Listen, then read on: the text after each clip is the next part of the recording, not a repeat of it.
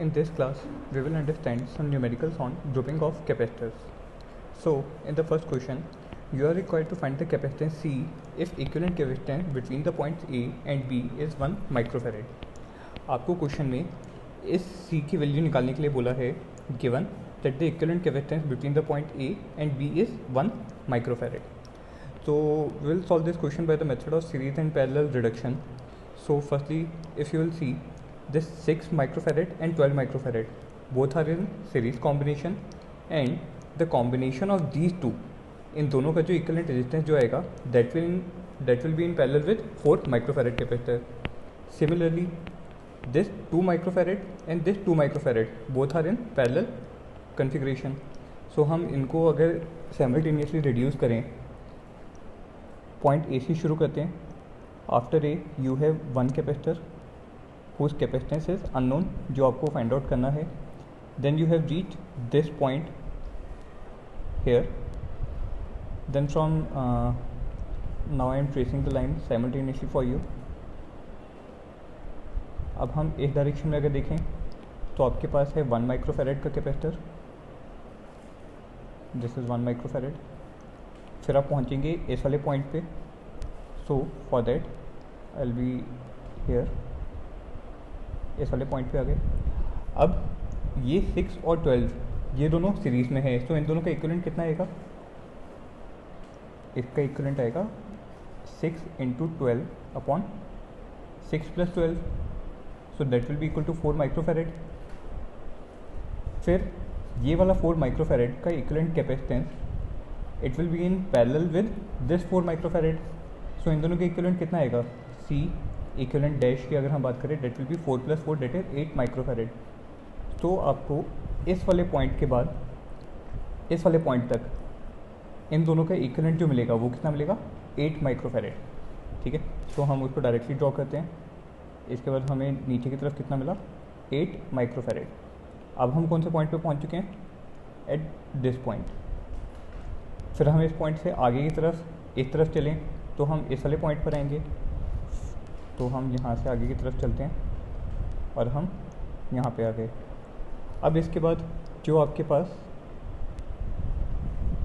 ये वाले दो कैपेसिटर्स हैं 2 माइक्रोफैरेड का और ये वाला 2 माइक्रोफैरेड का, ये दोनों किस में है? पैरेलल में है. सो इन दोनों के इक्विवेलेंट कितना आएगा? 4 microfarad. And that 4 microfarad will be in series with this 8 microfarad. So here you will be having 8 microfarad. Then you have 4 microfarad like this. ठीक है. अब जो आपके पास ये चार कॉम्बिनेशन जो आए 8, 4, 8 और 1 माइक्रोफैरेड का, ये चारों आपस में किस में है? सीरीज़ में. ये चारों आपस में किस में आएंगे? सीरीज़ में. कौन कौन से? This one, this one, this one and then this one. So इन सब का अगर आप इक्विवेलेंट निकालोगे and then you have this point B over here. So इन चारों का इक्विवेलेंट कितना आएगा? सी इक्विवेलेंट डबल डैश अगर मैं बोलूँ that will B will write like this. ये सॉरी यहाँ पे आपके पास सॉरी आपके पास ये 8 और ये वाला 4 ये दोनों आपस में सीरीज में हैं. And you have this 8 and this 1 in series. And finally in दोनों का इक्विवेलेंट और इन दोनों का इक्विवेलेंट वो आपस में किस में है? पैरेलल में. ये दोनों आपस में किस में आएंगे? पैरेलल में आएंगे.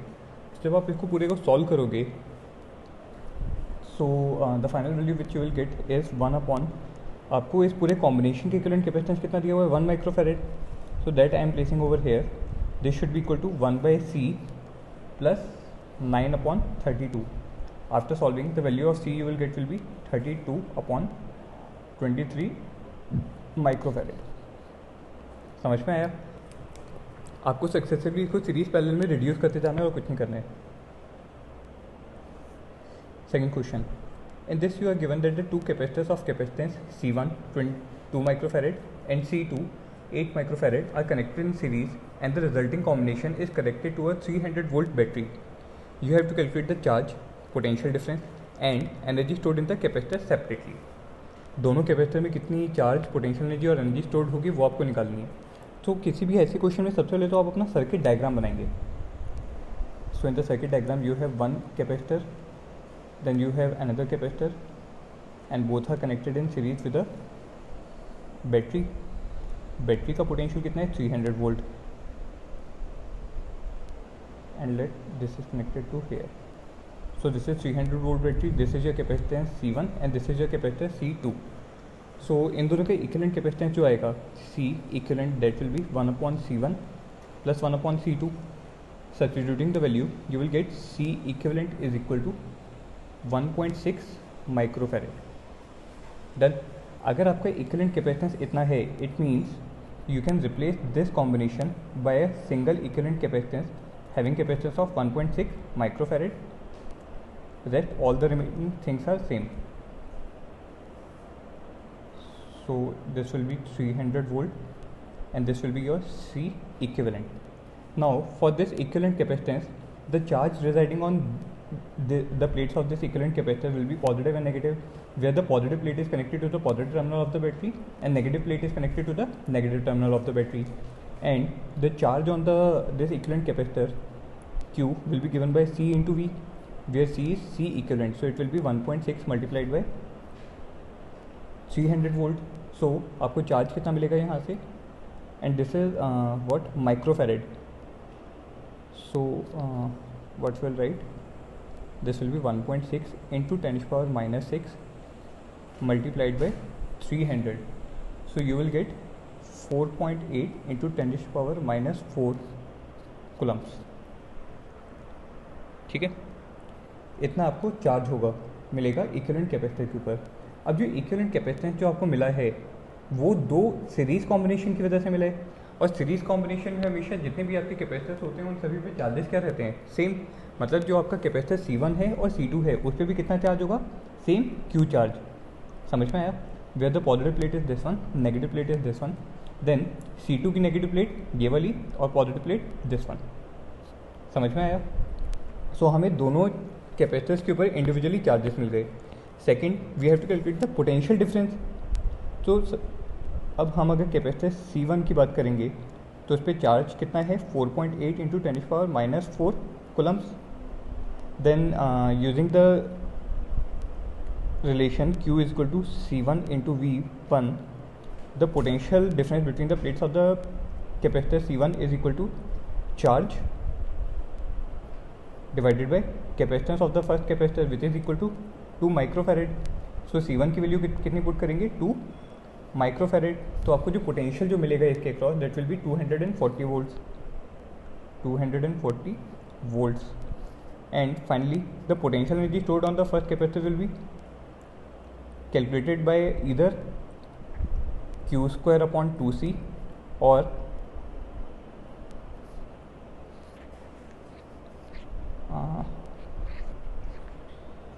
हाफ CV² या फिर हाफ QV, क्योंकि आपको इस रिलेशन में सारी ही वैल्यूज़ पता हैं। सो जब आप इसको सब्स्टिट्यूट करोगे you will gate 5.76 into 10 to the power minus 2 joule. समझ में आया? ये तो है कैपेसिटर 1 के लिए। Similarly for second capacitor the charge stored will be the same, that is 4.8 into 10 to the power minus 4 coulomb. The potential difference across the plates of the second capacitor will be equal to Q upon C2। Values जब आप put करेंगे तो आपको potential difference जो मिलेगा that will be 60 volts and potential energy U2 will be given by any of the relation which are given above. So after substituting the values you will get 1.44 into 10 to the power minus 2 joules. समझ में आया? ठीक है। Next question, here you are required to find the equivalent capacitance between the point A and B given that the value of the each capacitor C is 1 microfarad. तो A और B के बीच में हम equivalent capacitance निकालते हैं। So we will solve this method by the method of successive reduction by series and parallel combination. So गौर से देखते हैं, सबसे पहले आपके पास ये दोनों कैपेसिटेंस जो हैं ये किस में आएंगे, सीरीज कॉम्बिनेशन में आएंगे। तो इन दोनों के इक्विवेलेंट कैपेसिटेंस जो होगा, let us just replace the colours. So this C and this C, both of these will be in series combination. So इन दोनों का इक्विवेलेंट कितना आएगा, C/2. ठीक है. अच्छा, अब देखो अगला, between this and this point this capacitor and this capacitor both are having the same potential. So ये दोनों आपस में किस में आएंगे, पैरेलल कॉम्बिनेशन में. ये दोनों किस में आएंगे, पैरेलल कॉम्बिनेशन में. सो इसको रिप्लेस करके जब हम एक सिंगल इक्विवेलेंट कैपेसिटर दिखाएंगे तो उसका कैपेसिटेंस कितना आएगा, 3C/2. Now see forward. Now this 3C/2 and this C both are in series combination. So इन दोनों को रिप्लेस करके जो आप इक्विवेलेंट कैपेसिटेंस जो लगाओगे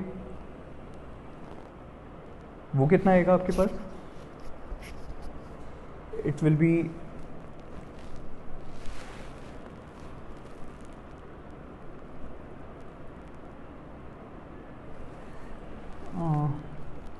इसकी वैल्यू जो आएगी दैट विल बी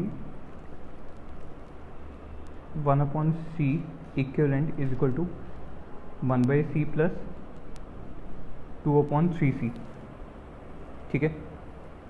फिर अगले स्टेप में जब आप देखोगे तो आपको ये वाला C और ये वाला C इक्विवेलेंट ये दोनों सीरीज में दिखेंगे. सो आप उन दोनों को रिप्लेस करके फिर एक सिंगल इक्विवेलेंट कैपेसिटेंस में लेके आओगे, where this is C equivalent dash, sorry, not this one. You will connect a single equivalent capacitor between these 2 points.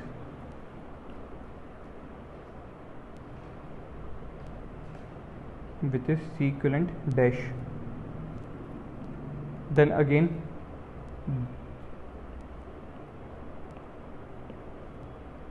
This one and this one both are in parallel. फिर उसका जो combination आएगा वो इसके साथ सीरीज में होगा. इस तरीके से हम सक्सेसफुली इसको रिड्यूस करते जाएंगे. So the final answer which you will get for the equivalent capacitance between the points A and B, I am just writing down the final answer.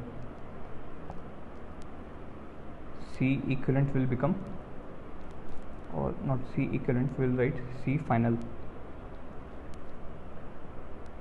Final capacitance will be equal to 144/377C. समझ में आया. ठीक है. तो ऐसे questions में calculation थोड़ी सी लंबी होगी, लेकिन जब आप सक्सेसफुली डायग्राम बनाते जाएंगे तो आप साथ साथ कैलकुलेट करते जाइए कि आपका इक्विवेलेंट कैपेसिटेंस हर बार कितना आता जा रहा है. Next question. Here you are given that 3 conducting plates are placed parallel to each other as shown in the figure. The outer plates are neutral and connected by a conducting wire. Which conducting wire? This one. इस conducting wire से आपने connect कर दी outer plates को.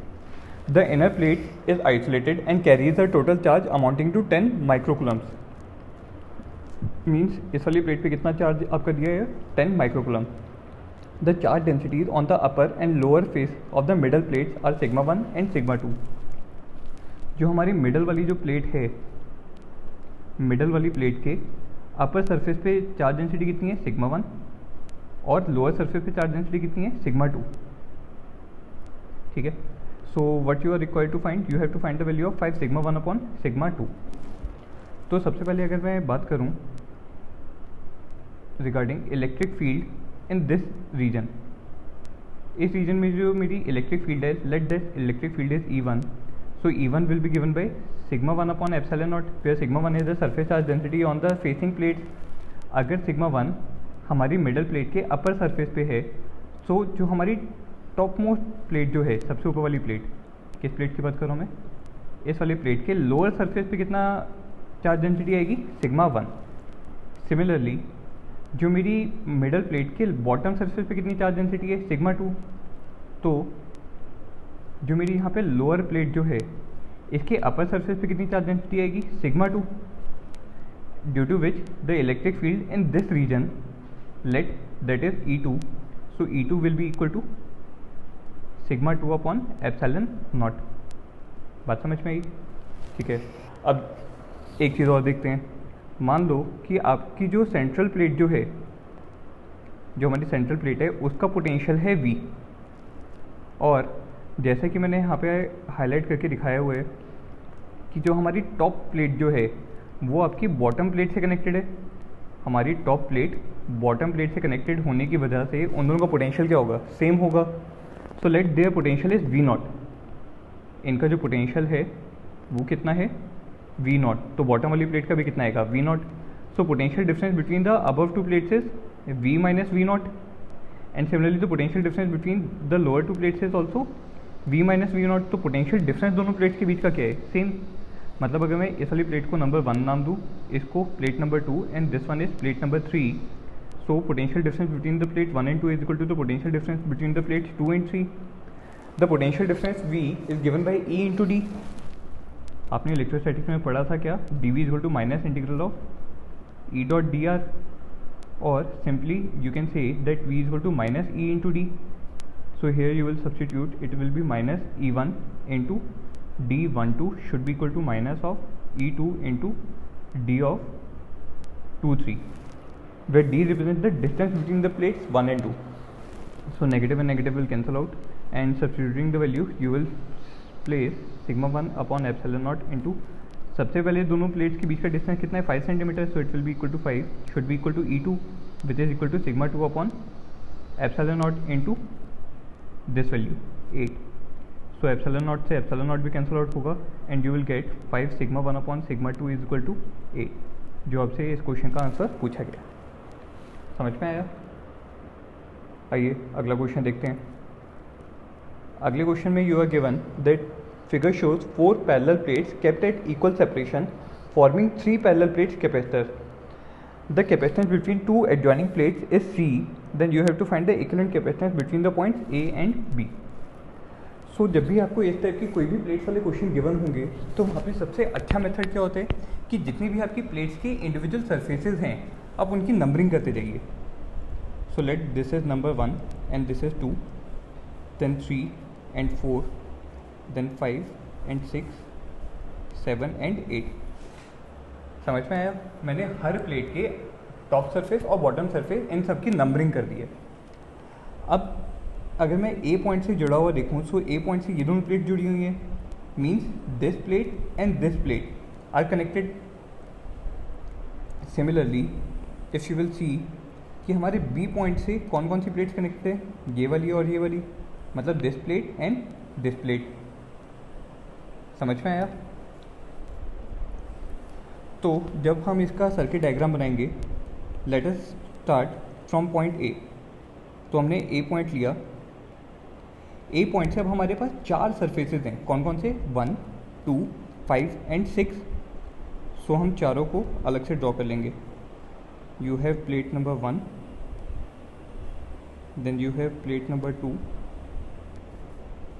then you have plate number 5, and finally you have plate number 6। 2 के सामने कौन सी plate रखी है, इसको देखो। अब 2 के सामने हमारी प्लेट कौन सी है, 3rd। सो 2 के सामने हम प्लेट नंबर 3 ड्रॉ करेंगे। देन 5 के सामने कौन सी प्लेट रखी हुई है, 5 के सामने 4th। सो 5 के सामने हम 4 ड्रॉ करेंगे। 6 के सामने कौन सी प्लेट रखी हुई है, 7। सो 6 के सामने हम 7 ड्रॉ कर लेंगे। 1 के सामने कोई प्लेट रखी हुई है, नहीं। सो 1 के सामने हमने खाली छोड़ दिया, ठीक है।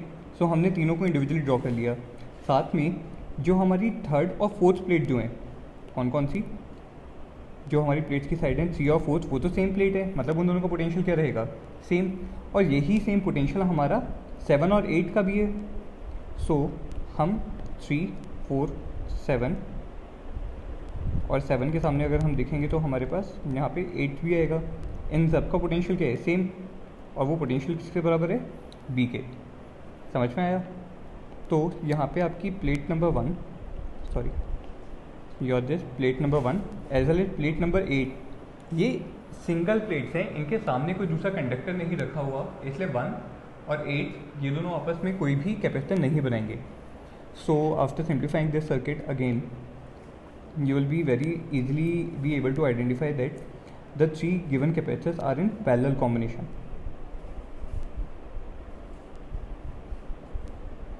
ये तीनों ही आपके पैरेलल कॉम्बिनेशन में।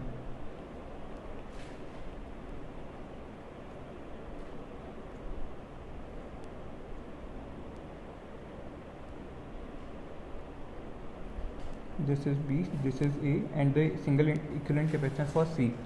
So तीनों का आपस में पैरेलल होने की वजह से इन दोनों A और B पॉइंट के बीच में इक्विवेलेंट कैपेसिटेंस कितना आएगा, C plus C plus C, that is equal to 3C. समझ में आया? Next question. In this, you are given that two circular plates A and B of parallel plate air capacitor have diameters of 0.1 meter and are 2 mm apart. So the radius of the first plate is 0.05 meter and the distance between the plates of the first capacitor is 0.002 meter. यहाँ पे मैंने millimetre को भी metre में convert किया है और ध्यान देना कि यहाँ पे डायमीटर दिया गया है ना कि radius. Similarly, the radius of the second plate is 0.06 meter and the distance between the plate is 3 mm, means d2 is equal to 0.003 meter. So from the radius you will be able to calculate the area. So this is for capacitance 1 and this data is for capacitor 2. Now you are given that the plate A is earthed. जो हमारी plate A है उसको हमने क्या किया, earth कर दिए. Plate B and D are connected together as shown in the figure. B और D को हमने आपस में एक प्लेट से कनेक्ट कर दिया. Then plate C is connected to the positive pole of a 120 volt battery.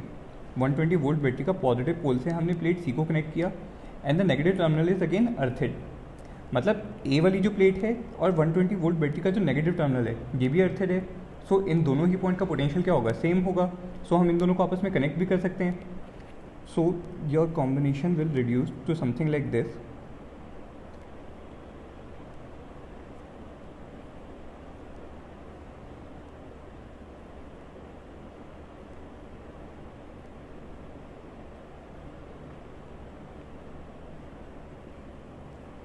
Where I have this plate A, B, D and C. This is your 120 volt battery, have a positive terminal on the side connected to C and negative terminal connected to the ground, where I am assuming that the potential of the ground is 0 volt. समझ में आया? तो मेरा ये वाला diagram बन गया. अब अगर आप इस डायग्राम में देखोगे तो ये दोनों कैपेसिटर्स आपके किस कॉम्बिनेशन में आ गए, सीरीज कॉम्बिनेशन में आ गए. सो इन दोनों का सबसे पहले तो कंबाइंड कैपेसिटेंस से इक्विवेलेंट कैपेसिटेंस आप इजीली कैलकुलेट कर सकते हो. सो ए पार्ट में जो आपका 1/C इक्विवेलेंट जो आएगा that will be equal to 1/C1 plus 1/C2, where capacitance 1 is equal to A epsilon naught A1 epsilon naught upon D1 and capacitor C2 will be equal to A2 epsilon naught upon D2, जहाँ पे आपके पास area A1 की value कितनी होगी, पाई R1 square. D1 की value हमने already बताई है. A2 की वैल्यू कितनी होगी, पाई R2 स्क्वायर. और एप्सिलॉन नॉट की वैल्यू कितनी होती है, 8.85 into 10⁻12. So after substituting all these values, the value of the capacitance, equivalent capacitance which you will get will be equal to C equivalent will become 17 picofarad. Pico means 10⁻12. So it will be sorry, not this, it will be 17 into 10⁻12 farads. समझ में आया? And then in the second part you are required to find the energy stored in it. So the energy stored will be given by half CV square. So the answer to the second part B will be U is equal to half CV square, where the value of the capacitance is 17 into 10⁻12 farads and potential difference is 120 volts. तो यहाँ से आपको कितना मिलेगा, 1.224 into 10⁻7 joules. This will be the answer to the second part. Now coming to the last question. In this you are required to find the equivalent capacitance between the points P and Q. P और Q के बीच में हमें equivalent capacitance यहाँ पे find out करना है. Again we will solve this the method by successive reduction of series and parallel combinations. तो हम यहाँ पे सबसे पहले तो वो सारे पॉइंट्स आइडेंटिफाई करेंगे which are at the same potential. और वो सारे पॉइंट कौन से होंगे, जो हमारी प्योर कंडक्टिंग वायर से कनेक्टेड होंगे. तो सबसे पहले देखते हैं कि हमारे सेम पोटेंशियल पे कौन कौन सी वायर्स हैं. पी पॉइंट से शुरू करते हैं. तो जो भी मैं ब्लू कलर से हाईलाइट कर रहा हूँ, all these are at the same potential. Fine. Now the these lines are at again same potential.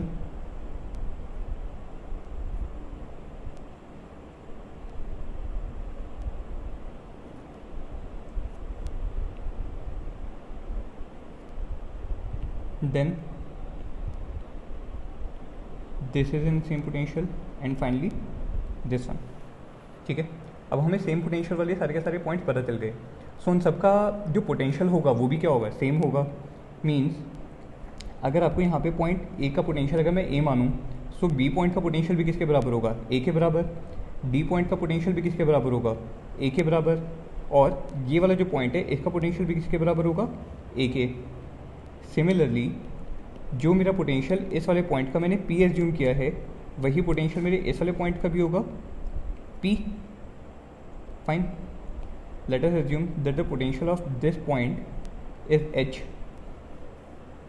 and finally you are already given that the potential of the last point is q. तो अब हम P point से अपना circuit बनाना शुरू करेंगे और जो भी हमारे कैपेसिटर्स लगे हुए होंगे उनको हम साइमल्टेनियसली देखते जाएंगे. सो सबसे पहले हमारा P पॉइंट यहाँ पे है.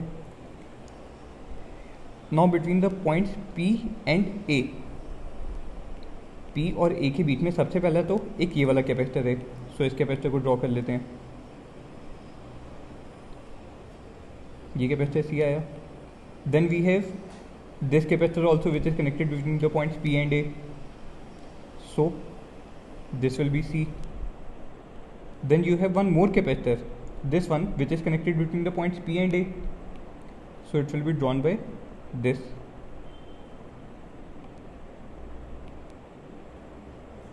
समझ में आया?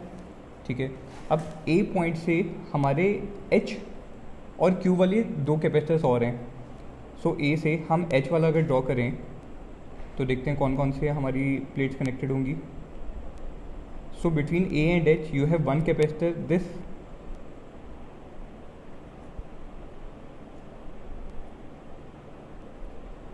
And between A and H you have one more capacitor, this. So that will be drawn by something like this, where the potential of this point is H. फिर हम कौन से पॉइंट पे आएंगे, इस वाले पॉइंट पर. Now between this point A and Q आपके पास एक कैपेसिटर और है, something like this, where this point is Q. अब आपसे पूछा क्या गया था, potential difference between the points P and Q. अगर आप पर्टिकुलरली इस सेगमेंट को अगर ध्यान से देखो, इस वाले को, सो इस वाले सेगमेंट के दोनों ही जो एंड्स हैं वो A पॉइंट पे कनेक्टेड है. मीन्स ये वाला जो हमारा सेगमेंट जो है, ये सेगमेंट क्या हो जाएगा, शॉर्ट सर्किट हो जाएगा. ये सेगमेंट क्या हो जाएगा, short circuit. So we will not draw this circuit again and redrawing this circuit more clearly. So you will be able to see that you have three capacitors, something like this, between the points P and A, and then a point Q over here, where each capacitance is C. अब यहाँ पे अगर आप देखोगे, सो ये तीनों capacitors आपस में किस में आएंगे, पैरेलल में आएंगे. सो इन सबको रिड्यूस करके आपने एक सिंगल इक्विवेलेंट लिख लिया. This point is Q, this point is P, this point is A, this will B 3C and this will be C. And finally you will have this 3C and this C in parallel combination. So the final configuration will be something like this, between point P and Q, where equivalent capacitance will be equal to 3C/4. समझ में आया? ठीक है. सो इस तरीके से आपको अपने जितने भी बुक्स में आपको क्वेश्चंस गिवन होंगे उन सब की आपको प्रैक्टिस करनी है. Thank you.